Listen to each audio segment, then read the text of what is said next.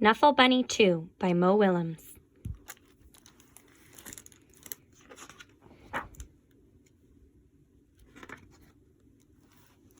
One morning, not so long ago, Trixie took a walk with her daddy.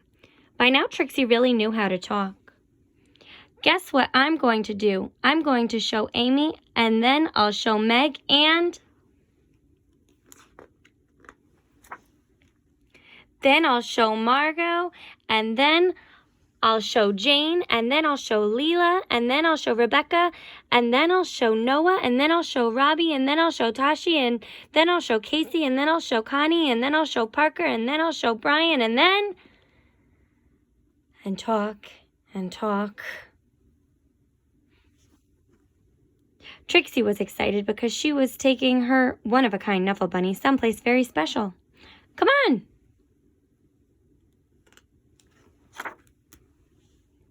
School.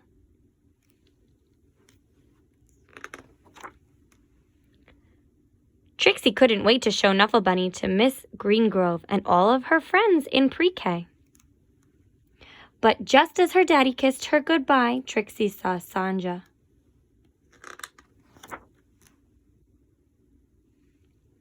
Suddenly, Trixie's one-of-a-kind Knuffle Bunny wasn't so one-of-a-kind anymore. The morning did not go well. Knuffle, knuffle, Knuffle, Knuffle. The afternoon was worse. When the school bell rang, Miss Greengrove returned the Knuffle Bunnies, and the day got better. Then, before she knew it, it was time to go home. Trixie ate her dinner, devoured her dessert, brushed her teeth, and tried to escape the Mommy and Daddy robots from Planet Snurp. At 1:30 bedtime, Trixie was tucked in, ready for sleep.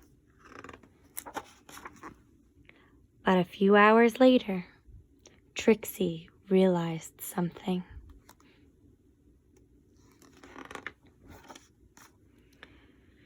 Trixie marched into her Mommy and Daddy's room and said, "This is not my bunny."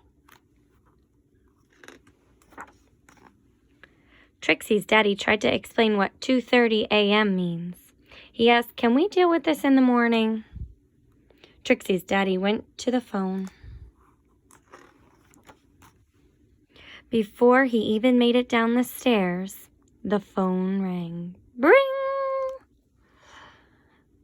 "We have your bunny," said a man's voice on the other end. "We have yours," replied Trixie's daddy. Arrangements were made. Trixie and her daddy rushed across the neighborhood. Trixie did not want to be late. Neither did Sanja. There was an exchange, and the Knuffle Bunnies were back where they belonged. "I was so worried about my bunny," said Sanja.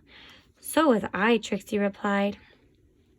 Then they both said, "I'm glad you got your bunny back," at the exact same time. And that is how Trixie found her first best friend.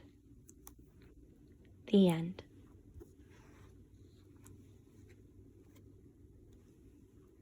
The next morning, both Trixie and Sanja rushed to school.